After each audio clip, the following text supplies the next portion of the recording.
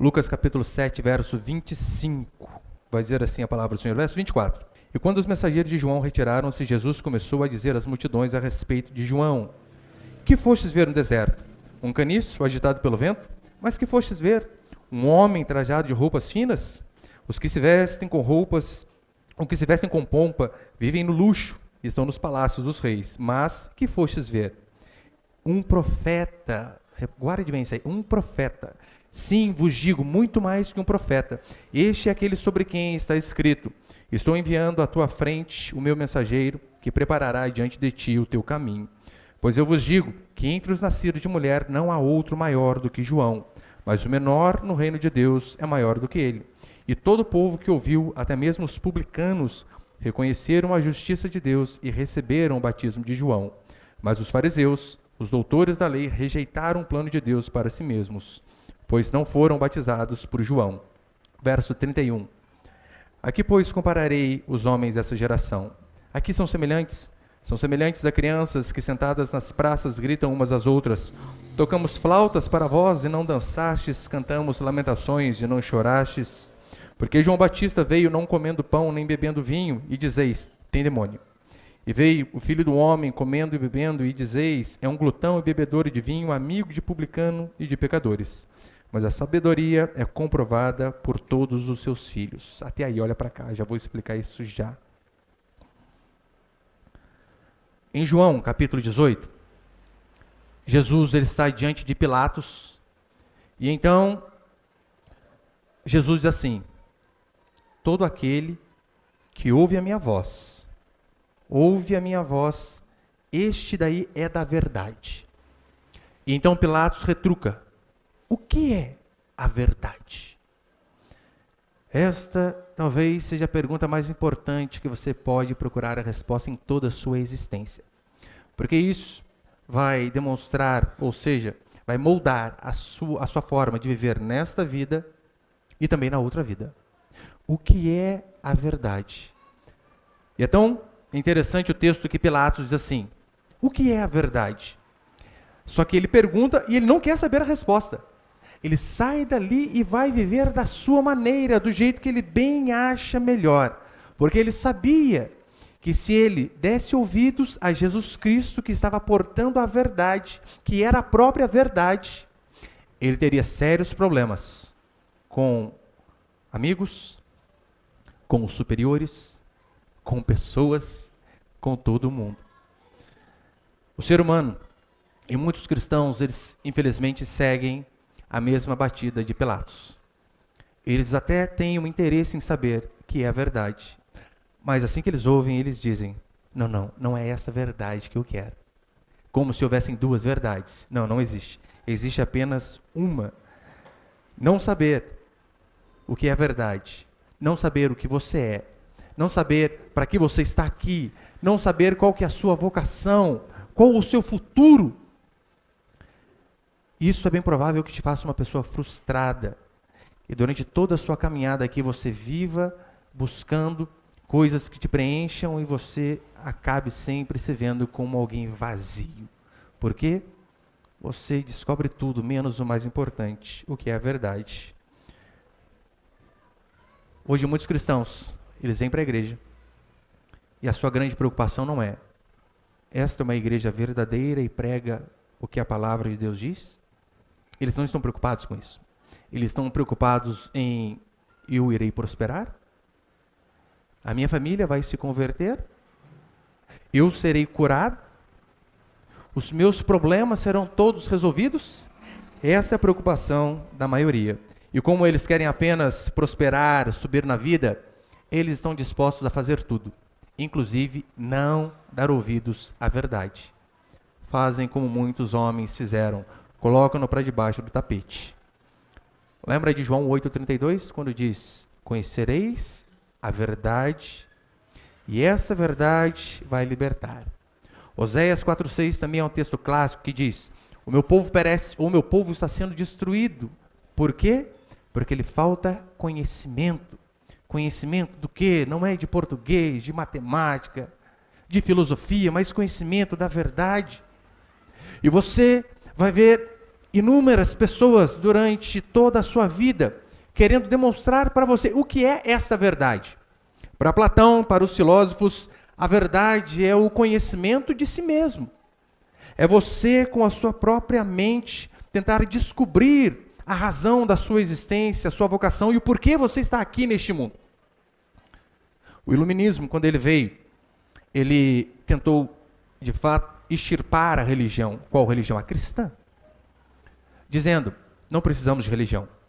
Nós precisamos da razão. A razão. O homem precisa colocar a religião de lado. Marx já diz que a religião é o ópio do povo, é apenas uma droga para fazer com que você se sinta bem nos dias de aflição.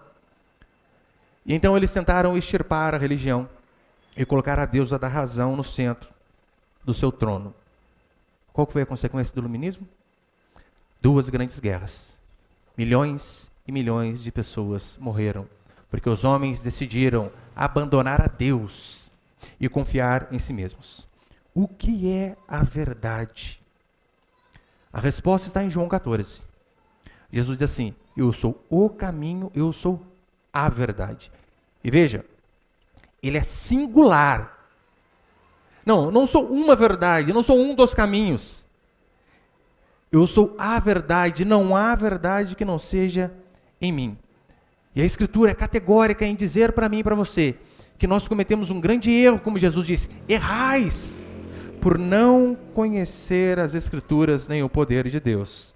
E aqui nesse texto, nós vemos Jesus dizendo que João, por mais que ele vacilou na fé, como eu preguei na semana passada, ele também devia procurar o que é a verdade, e a verdade estava nele mesmo. É por isso que em Apocalipse, os irmãos devem se lembrar, estou pregando nas quartas, ali o Senhor é categórico em dizer, eu sou o alfa e o ômega, ou seja, eu sou o princípio e o fim, eu sou tudo que o ser humano precisa. Uma vida plena é uma busca pela verdade que nos faz viver de uma maneira correta. Eu já expliquei aqui na igreja sobre o mito da caverna de Platão. Eu cito Platão porque ele é a referência em termos de pensadores, em termos de filosofia. E no mito da caverna, os homens eles estão acorrentados em uma caverna escura onde eles enxergam apenas a sombra das coisas que passam atrás da fogueira. E eles não veem uma imagem daquilo que é correto, apenas imagens distorcidas. É igual a gente quando faz aquela brincadeirinha, né, na luz. Então, ele diz que ali está o homem, acorrentado e sem sabedoria. Para que o homem possa ter vida, ele precisa sair daquela caverna e ter um contato com a luz. E quando o homem sai e tem um contato com a luz, a sua vista é prejudicada e ele quer voltar para a caverna. Ele quer continuar lá dentro, porque lá era mais cômodo. E ali ele diz que essa luz representa a sabedoria, né? Porque a sabedoria, meu irmão, é dolorido você buscar. Não, você não consegue ser sábio maratonando série na Netflix. Não dá. É trabalho árduo durante toda uma vida. A diferença é que para Platão, o homem precisa sair por si mesmo e buscar sabedoria. E então encontrar a verdade. A Bíblia diz o contrário. A Escritura diz que a única forma de eu e você encontrarmos resposta para essa pergunta, o que é a verdade, é encontrarmos com Jesus Cristo. Por isso eu faço 2 perguntas para você esta noite. Primeiro, você quer a verdade? Não precisa responder, claro, né? Essa é a primeira. Espero que você queira. A segunda é apenas um acréscimo a essa primeira. Você quer a verdade ainda que isso te traga desconforto? Muitos não querem. Então, com base nisso, eu quero passar alguns princípios. Põe ali o primeiro, por favor, Vinícius. Versículo 24, a parte B, você pode acompanhar comigo? Até o verso 26. Primeiro princípio, eles foram ouvir a voz de Deus. Mateus 7, 24. Diz assim, que foste ver no deserto? Um caniço agitado pelo vento? Mas que foste ver um homem trajado de roupas finas? Os que se vestem com pompa e vivem no luxo estão nos palácios dos reis. Mas que foste ver? Um profeta? Sim, vos digo, muito mais que um profeta. Este é aquele sobre quem está escrito, então ele cita a profecia a respeito de João. Olha o que ele diz.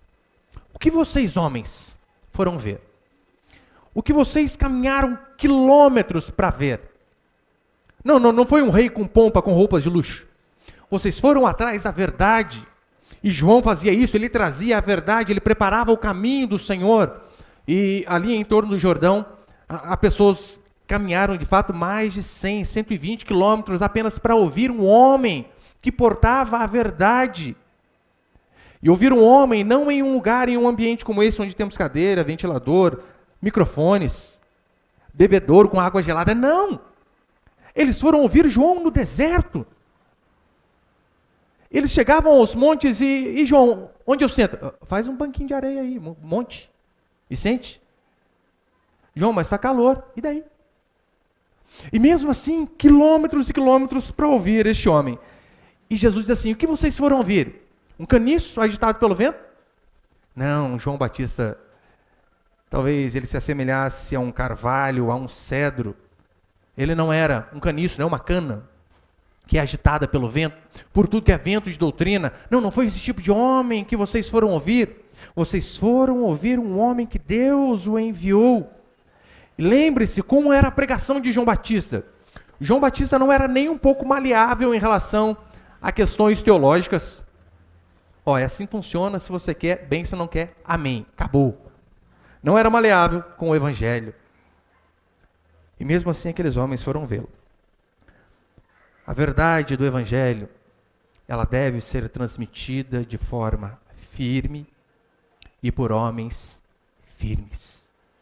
Sim, de forma firme e por homens firmes. Ainda que, às vezes, doa de ouvirmos a verdade, não devemos esquecer que é essa verdade que transforma. E é tão certo que nós não podemos negociar princípios da Escritura para agradar A, agradar B. Que hoje em dia, infelizmente, que nós vemos é isso. Fulano, se eu falar aquilo lá, fulano vai ficar chateado. Não falo. Mas se eu falar B, o outro também vai ficar chateado. A irmã talvez não goste. E então, por conta disso, eles fazem um malabarismo para tentar adaptar o evangelho às pessoas, sendo que não é este o princípio. O princípio é ouvirmos a palavra de Deus, todos nós, inclusive eu. E nós nos adaptarmos a ele. Lembra? Jesus Cristo, quando ele dá um discurso duro e várias pessoas vão embora, o que Jesus fala? Gente, perdão, peguei pesado demais, não era para falar isso. Gente, volta, misericórdia. Deus tem misericórdia de mim, ou eu tenho misericórdia de mim mesmo. Foi isso que ele fez? Ou diante de um discurso duro, onde pessoas vão embora, os discípulos vêm a ele, e o que ele disse para os seus discípulos? Vocês não vão? Parafraseando, o que Jesus estava dizendo é o seguinte, olha, a porta da casa é serventia da rua, ou a porta da rua é serventia da casa? Toda vez eu erro o ditado. Parafraseando, era isso que Jesus estava dizendo, olha, as portas estão abertas. Se quiserem andar comigo, é desse jeito. Hoje em dia, Jesus Cristo, com um discurso desse, sabe o que ele ouviria dos crentes? Nossa, mestre, grosso. Mais amor, menos ódio. Onde já se viu pregar que as portas da igreja estão abertas para a pessoa sair. Falta amor, hein, mestre? Hoje ele ouviria isso de muitos cristãos. Lembre-se que o evangelho é a verdade e apenas a verdade pode libertar. Então, quando nós permutamos ou quando nós somos maleáveis com a verdade, ainda que encha um salão, não traz convertidos, não transforma vidas, não salva pessoas. Hoje é dia 17 de outubro, nós tivemos essa semana o dia 12 de outubro, né, dia da padroeira dos católicos, pertinho de nós. E tem uma igreja aqui de nossa cidade que tem, pelo menos eu acho que esse é o segundo ano que eu vi, que tem o hábito de expressar o amor pelos católicos nessa época do ano. De que jeito? Fazendo aquela barraquinha na beira da Dutra, porque há muitos romeiros, né, indo a pé para Aparecida. Então, fazendo aquela barraquinha, fazendo massagem nos romeiros que estavam caminhando durante quilômetros, servindo frutas, lanches, água. Porque eles dizem que isso é o amor. E então eu conversando com um irmão dessa igreja, eu disse assim para ele, falei, querido, vocês não acham que vocês estão fazendo errado? Por quê? Essas pessoas, elas estão indo rumo à idolatria. Como diz Apocalipse 21:8 e tantos outros versículos, o idólatra, a parte que lhes cabe é o lago de fogo e de enxofre. E eu disse a ele, vocês não deveriam, em vez de oferecer massagem, em vez de oferecer frutas, água e comida, oferecer essas coisas, mas dizer, voltem, não sigam por este caminho, deem meia volta e retornem para a casa de vocês, este é um caminho de perdição. Não seria este o evangelismo correto? E eu questionei, e ele disse assim para mim, olha, nós preferimos o caminho do amor e não o caminho do julgamento. E eu retruquei dizendo, olha, então o que você está dizendo é o seguinte, eu sei que aquelas pessoas estão indo para o inferno, eu sei que elas serão condenadas eternamente, mas pelo menos elas vão para o inferno sem cãibra, sem a garganta seca, bem alimentado. É isso que as pessoas fazem. Elas pensam que o evangelho é assim, aceitamos tudo. Pregamos o amor. O que é o amor? É você falar tudo menos aquilo que confronta a pessoa, ou seja, menos a verdade. Fale tudo menos aquilo que vai confrontar as pessoas. E nós nos esquecemos de princípios básicos, como diz Provérbios 27, leais são as feridas feitas pelo que ama, porém os beijos de quem odeia são enganosos. Ou seja, através de massagens, alimentos e frutas e água, você está agindo como um inimigo, fazendo um desserviço para o evangelho e não cooperando para com ele. O que atraiu aqueles homens para ouvir João Batista? Repare, João Batista não era alguém poderoso, não era. João Batista, ele não era alguém bem arrumado, muito pelo contrário. Lembra as roupas que João Batista vestia, gente? Pelo de camelo. O que ele comia? Gafanhoto e mel silvestre. Misericórdia, o içá da época. João Batista, de fato, era um homem das cavernas em pessoa. E ainda assim, muitas pessoas foram atraídas, não por uma questão externa. O que atraiu aqueles homens foi a mensagem que João tinha. A mensagem que ele não negociava de forma alguma. Mensagem ao qual fez ele perder a própria vida, por confrontar o rei e dizer, não te é lícito possuir a mulher de teu irmão. Mas hoje em dia, infelizmente, homens combativos em relação ao evangelho estão em falta. Hoje o que nós vemos são pastores fazendo piruletas com a escritura, para que eles possam encaixar todos na igreja de um jeitinho que as pessoas não se sintam ofendidas. Daí tá lá, daí vem o skatista para a igreja e, gente, tem que dar um jeito do irmão ficar aqui, né? O que a gente faz? A partir de hoje você é do ministério do skate. Você vai andar de skate para Jesus, irmão. Então eles começam a usar todo tipo de artimanha baixa, barata. Conversava com o pastor, que na igreja dele tinha acho que 60 pessoas, e das 60, 40 eram obreiros. Foi louco? E os outros? Diaconisa, diácono, servente. Quem não era nada era cooperador, mas tinha que ter uma função. Se apresentava, eu sou cooperador fulano das quantas. Por que nós não apresentamos a verdade? Aquelas pessoas, elas queriam uma resposta. Por isso que em Lucas capítulo 3, soldados e tantas outras pessoas chegam em Jesus e dizem assim, o que havemos de fazer? O que haveremos de fazer? Pergunta para João, o que nós iremos fazer? Então João começa a dizer, olha, você que é soldado, se contente com o seu salário. Você que cobra imposto, não cobre mais que o estipulado. Você que talvez tenha sido pão duro, comece a ajudar mais. E lembrando que aquelas pessoas não eram teólogos, filósofos, eram pessoas como a gente, que queriam apenas saber o que é a verdade. Este deve ser o meu e o seu objetivo, saber o que é a verdade e vivermos com base nisso.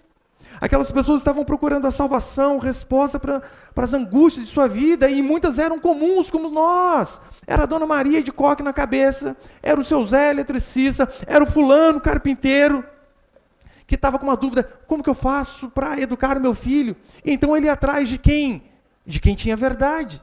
Ia atrás de João, ia atrás do próprio Cristo. Eles queriam saber o que Deus tinha para eles em relação ao que é verdadeiro, para viver de uma forma digna. Eles não queriam ouvir o que homens tinham a dizer. Este é o problema de muitas pessoas. Elas querem ouvir a homens. Elas não querem ouvir a verdade. Eu tenho recebido muitas mensagens, né, nas redes sociais e, na medida do possível, eu tento responder o máximo possível, porque às vezes não dá mesmo. E é impressionante. As pessoas, às vezes, me apresentam um baita de um problema. Eu digo, você está errado, isso é pecado, faça diferente. E não conversa mais comigo. Eu falei, calma aí. Então você queria, na verdade, ouvir apenas um eco da sua própria vontade. E não a verdade. Há uma enorme diferença entre profeta aqui não no sentido de Elias, Isaías, Zacarias, não, profeta no sentido do homem que fala da parte de Deus. Isso é ser profeta, é eu vir aqui, ler o texto da forma correta, interpretar da forma correta e aplicar da forma correta. Isso é ser boca de Deus. Há uma grande diferença entre o filósofo e o profeta. O filósofo, ele fala de si próprio. O profeta, ele fala em nome do Senhor. E se a pessoa quer seguir ou não aquele conselho, ela vai se virar com Deus depois. É por isso que eu sempre falo, quer aconselhar alguém, meu querido, aconselhe com base na Escritura. Não com base no que você acha, com base na sua experiência. Porque se a pessoa faz igual a você, talvez o que deu certo para você não dá certo para ela. Aí ela vai ficar brava com você, vai ficar brava com a igreja, vai ficar brava com Deus. E não vem mais. Então, quando você aconselha de acordo com a Escritura, a pessoa decide se ela segue ou não. Há muitos filósofos, como Rousseau, que eles dizem que o homem é bom. O homem nasce bom. Por que eu não ouço esses homens em relação ao que eles têm para ensinar a respeito da vida? Porque a Escritura diz justamente o contrário. O homem nasce mal, corrupto e perdido. E olha a incoerência. Rousseau diz assim, o homem nasce bom. O que o corrompe é a sociedade. Você consegue ver a viagem dele aí ou não? A sociedade é formada por quem? Homens. Mas homens não são bons? E como que eles foram corrompidos pela sociedade? Não se sustenta? Eu prefiro dar ouvido a Paulo. Prefiro dar ouvido a Davi, que diz, em pecado me concebeu a minha mãe, não que ele foi fruto de um adultério, mas desde que Adão pecou, meu querido, aquele DNA de pecador passa de geração para geração. Não há uma pessoa sequer que escape. Agora, se o homem é mau, e nós cremos nisso, o que o homem precisa é de um freio. Ele precisa muito mais do que conhecimento, do que encher a sua cabeça de conceitos filosóficos, teóricos e alguns até práticos. Ele precisa de uma nova vida, e é exatamente isso que Jesus vem dizer, que a verdade é a única coisa que nos possibilita nascer de novo.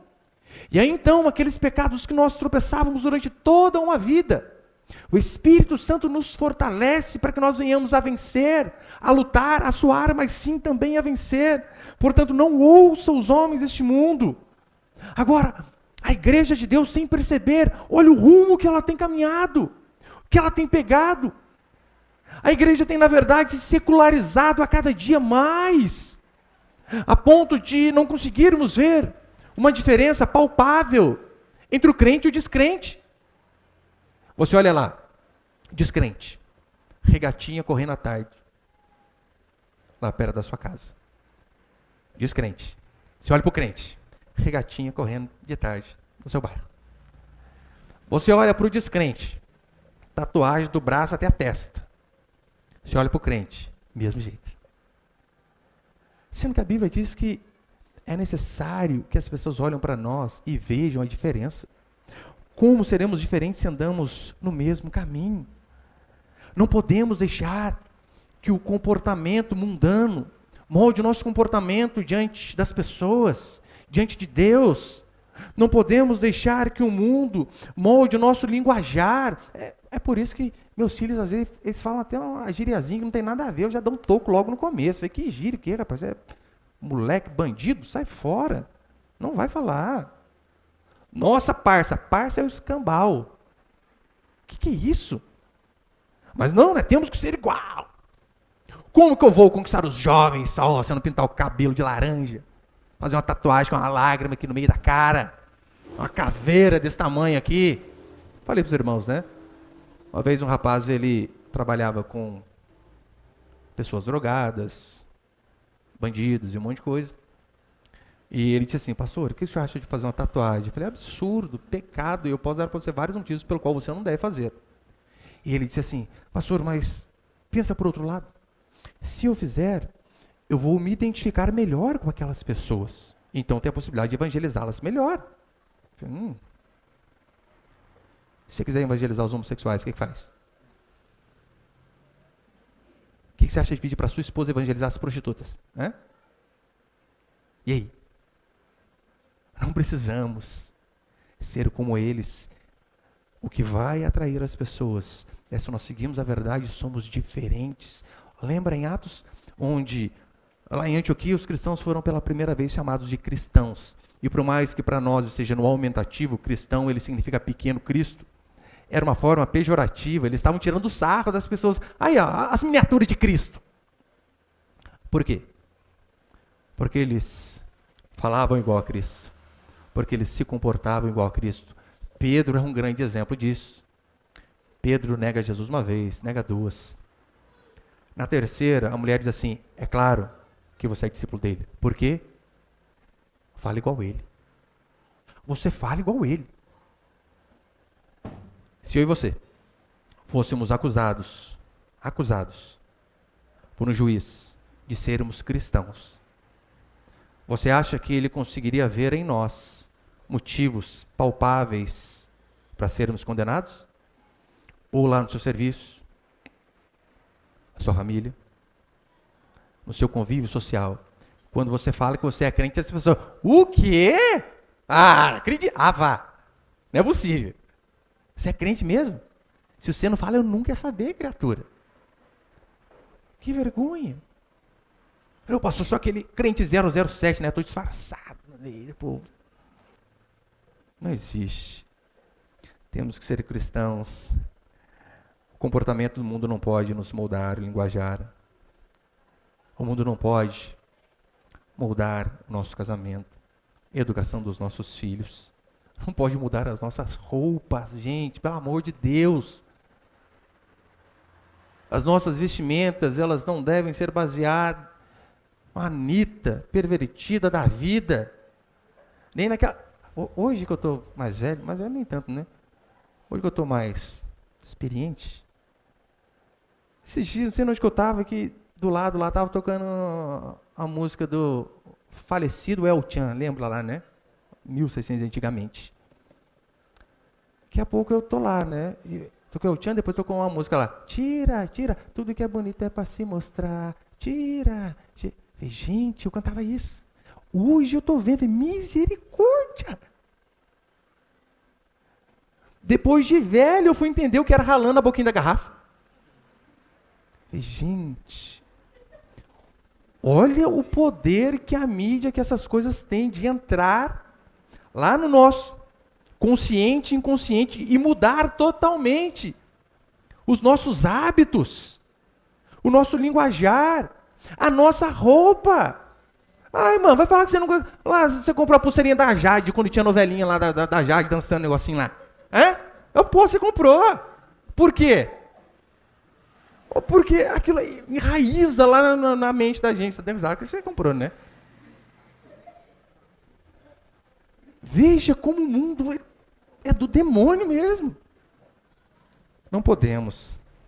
A Revolução Sexual disse que o paraíso viria para a Terra se eles conseguissem acabar com a moralidade sexual cristã. Como assim? Qual é a moralidade sexual cristã? Homem e mulher unidos até que a morte os separe. Ponto. Então eles disseram, temos que acabar com isso. Porque assim nós conseguiremos cooptar pessoas incautas. Temos que fazer alguma coisa. Então, através do marxismo cultural, essa cultura demoníaca foi entrando, primeiro, nas novelas, nos filmes, nas igrejas. Você acha que realmente a revolução sexual trouxe progresso? Lembra, né? Ninguém é de ninguém. Era isso que Simone de Beauvoir fazia. Ela tinha um relacionamento aberto com Sartre. E esse relacionamento aberto era assim, ó, você pode sair com quem você quiser, eu saio com quem que eu quiser, mas nós continuamos juntos aqui, né? Ela cooptava meninas de 15, 16, 17 anos para que ele pudesse ter relação com as meninas. Eles diziam que isso é um relacionamento aberto.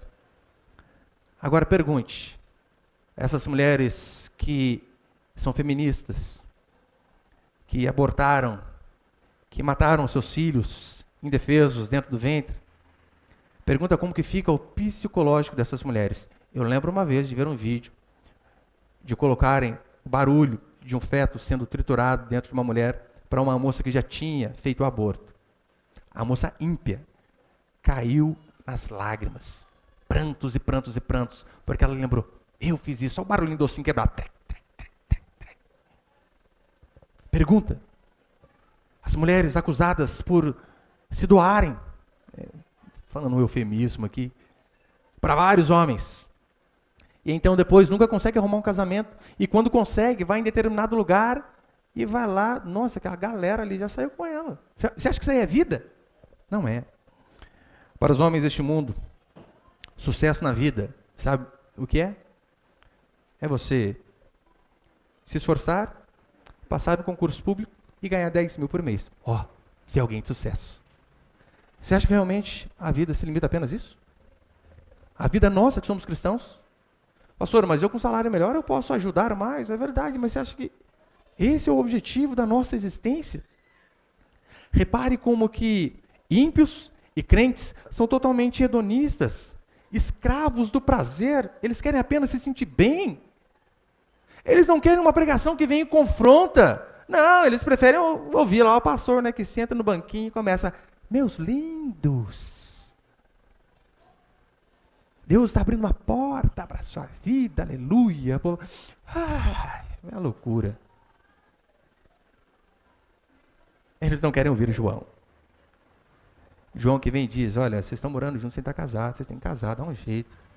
Estão vivendo em pecado, se Cristo vier, vocês vão para o inferno. Eles não querem ouvir esse tipo de coisa. Eles querem apenas ver os seus egos sendo inflados. Portanto, não ouça esses homens. Não ouça pastores que estão preocupados mais em falar de si.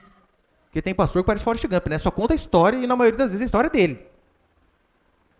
Quando não é dele, é dos filhos dele. Quando é do filho, é da esposa.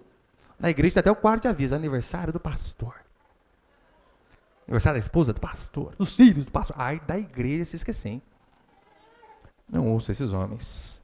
Não ouça homens que pegam o púlpito e, em vez de contar as 95 teses de Lutero, estão preocupados mais em contar 95 piadas que vão deixar você alegre para voltar para casa. O pastor bíblico é aquele que lê o texto, explica o texto e aplica o texto. Segundo, põe por favor, vamos correr aqui, irmãos. Segundo, Jesus é o centro da existência humana. Olha o que diz o verso 27. João 7, 27, diz assim a palavra do Senhor. Ele é aquele sobre quem está escrito, estou enviando à sua frente o meu mensageiro, que preparará diante de ti o teu caminho. Por que João é o maior dos profetas? Sabe por quê? Aqueles que vieram antes dele, anunciaram que um dia o Messias viria. Ele virá, ele virá. João foi além. João diz, ele virá. E então João aponta o dedo e diz, é ele. Por isso João é o maior dos profetas. Porque João profetizou e João mostrou quem era o Salvador. E você pode ter toda certeza que este foi o maior acontecimento da história humana. E este também é o maior acontecimento da minha e da sua vida. Se o maior acontecimento da humanidade foi quando Jesus Cristo, Deus encarnado, entrou no mundo, o maior acontecimento da nossa história é quando esse Deus encarnado, através do Espírito Santo, entra em nós. E então nos transforma. É por isso que a Escritura diz que Ele é o Salvador. E do que Jesus veio nos salvar?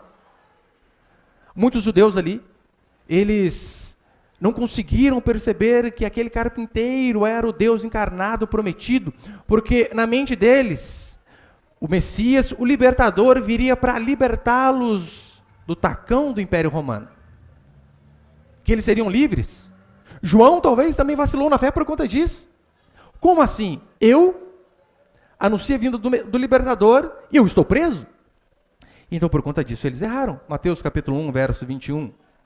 Olha o que vai dizer. Ela dará luz a um filho e lhe porás o nome de Jesus, para que ele salvará o seu povo dos pecados deles. Do que Jesus Cristo veio nos salvar? Dos nossos pecados. Mas eu sei que você ouviu isso. Ah, pastor, queria um carro novo, pastor. Queria um serviço melhor. Você vem falar que Jesus veio me salvar dos pecados. Não tinha outra coisa. E as pessoas não querem essa verdade. Olha, não sei se é verdade, mas é o homem de Deus que eu vi contando, né? Augusto Nicodemos conta que, eu não sei se é a história dele também, que uma moça estava dando testemunho lá nessa igreja só pede dinheiro, né? E Templo Salomão, Universal. E estava lá, testemunho da mulher, vinha um primeiro. E aí, como você chegou e como você está agora? Eu cheguei quebrado, endividado, mas hoje eu tenho 2 empresas, tenho carro novo. Oh, glória a Deus. O próximo, e aí você? Eu era um andarilho, morava na rua. Hoje a minha empresa emprega 80 pessoas. O povo, aleluia, glória a Deus. Então chegou uma senhorinha e disse, e aí, qual o seu testemunho? Deus me salvou dos meus pecados. Eu estava condenado ao inferno, mas Cristo me libertou e então eu fui salva. Pastor, amém, irmã. Não, e a bênção? Qual bênção você tem para contar? Hã? É porque para eles, bênção está associada apenas a coisas materiais. Imagina o seguinte, há um médico, e esse médico é o único que sabe operar um caso raro de câncer na cabeça. O único, em todo o mundo. 7 bilhões. Ele é o único que sabe. E então, todas as pessoas que esse médico operou, que tinham esse problema, sobreviveram. Todas as outras que não foram operadas por ele, morreram. E então você é apresentado a esse médico. Qual que é a sua reação diante desse médico? Sabe qual seria? Talvez a mesma reação minha. No máximo, espanto, admiração. Puxa, esse cara é bom mesmo. Essa seria a sua reação. Imagina que você fosse um dos doentes que tivesse esse câncer raro na cabeça. Este mesmo médico fosse apresentado a você. Qual seria a sua reação? Admiração? Não. Seria muito diferente. Muito. Esse é o Cristo que nos traz a verdade. O único capaz de tirar não um câncer da nossa cabeça, mas de tirar o câncer do pecado que está encalacrado em todo o nosso corpo. Ele, apenas Ele pode purificar a mim e a você. Agora, se você tem um encontro com esse Cristo, e você só diz, gente boa, cara, estou gostando. A igreja lá, legal, pastor, gente boa, vai lá em casa tomar café. Conta umas piadinhas de vez em quando, meio engraçadinho, gente boa. É só isso. Talvez você não teve um encontro verdadeiro com Cristo.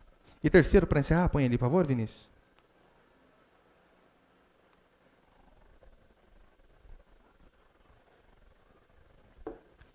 Terceiro princípio, um coração endurecido. Olha o que diz o verso 29. Pois eu vos digo que entre os nascidos de mulher, não há outro maior do que João, mas o menor no reino de Deus é maior do que ele. E todo o povo que ouviu, até mesmo os publicanos, reconheceram a justiça de Deus e receberam o batismo de João. Mas os fariseus e os doutores da lei rejeitaram o plano de Deus para si mesmos, pois não foram batizados por João. A ordem era uma só. Arrependei-vos e sejam batizados em Jesus Cristo para a remissão dos vossos pecados. Essa era a ordenança. João estava ali dizendo, Vocês que estão na igreja há tempos, vocês que têm este livro aqui, ó, o livro verdadeiro, a Torá que eles tinham, vocês têm o livro correto, vocês são monoteístas, creem em apenas um Deus, e esse Deus é o Deus verdadeiro, mas ainda assim, vocês não são filhos de Deus. Vocês são filhos do diabo. Filho de Satanás. Vocês precisam se arrepender dos seus pecados. Portanto, não fiquem por aí dizendo, olha, nós também somos filhos de Abraão. E ele diz, olha, até de pedras Deus pode suscitar filhos de Abraão. O que prova que vocês são filhos de Deus não é uma conduta ilibada, mas é um arrependimento contínuo. É um arrependimento toda vez que você peca e o desejo de andar de forma correta. É isso que prova que eu e você somos filhos de Deus. Não é, ai, eu nasci num berço cristão. E daí? Eu decorei todas as musiquinhas da harpa. E daí? Se aquelas canções não se transformam em verdade, dentro de você não adianta nada. O que eu e você temos que demonstrar são sinais de arrependimento. E veja, os publicanos aceitaram a mensagem e se arrependeram. As prostitutas aceitaram a mensagem e se arrependeram. Mas os fariseus não se submeteram. Meu irmão, fariseu era nós. Nós aqui. Se tem alguém que é semelhante ao fariseu, somos nós. Nós temos o livro correto. Nós cremos no Deus correto. Nós cremos que há um só Deus. E mesmo assim, às vezes frequentando o lugar correto, com o homem pregando a mensagem correta, pode ser que você esteja no ônibus, indo para a perdição. Quantos hoje não se submetem aos desígnios de Deus em suas próprias vidas? Quantos aqui? De nossa igreja. Você sabe, né? Eu não prego para fora, para a internet. Eu estou falando de nós. Quantos não se submetem aos desígnios de Deus enquanto a família? O mandamento. Sede fecundos e multiplicai-vos. Quantos não se submetem, as irmãs, ao desígnio de serem submissas ao marido? Não, mas trata o marido de qualquer jeito. Quantos maridos não obedecem em Efésios 5, que diz que nós devemos dar a vida, se preciso for, pela esposa, mas tratam igual um animal? Nunca faz nada. Nunca ajuda. Pensa apenas em si. Quantos aqui escondem seus talentos e não usam em prol do avanço do reino de Deus? Cantores, músicos, instrumentistas, evangelistas, pessoas que saibam aconselhar, visitar outras pessoas, mas não, ficam na sua, não servem à igreja de Deus. Essas pessoas, não há quem os convença, porque o coração é duro. É duro. E a ilustração que Jesus dá aqui é maravilhosa, né? Tem um povo que, o povo ruim de ouvir pregação. Por quê? Olha o que ele diz aqui. Olha, vocês parecem crianças, porque nós tocamos flauta, músicas alegres, vocês não querem dançar. Aí nós falamos o seguinte, não, então vamos tocar a música de velório, vamos todo mundo chorar? Ah, não, também não quero chorar não, é muito triste. E ele diz, vem João Batista que não comia nem bebia. Vocês não aceitaram. Diziam, não podemos aceitar um homem assim. Aí vem Jesus, que come e bebe, e está junto com o povo festeiro que só vendo. Ah, não, esse aí é endemoniado. Também não vamos aceitá-lo. Você percebeu que, para pessoas que têm um coração endurecido, o pastor nunca é bom o suficiente? Nunca é bom. Não estou dizendo que o pastor não tem falha. Óbvio que tem. Mas o pastor nunca é bom o suficiente para determinados membros. Aquela igreja lá é muito emocional. O povo fica orando até chorar e fica lá gemendo. Porque tem lugar que é assim, não tem.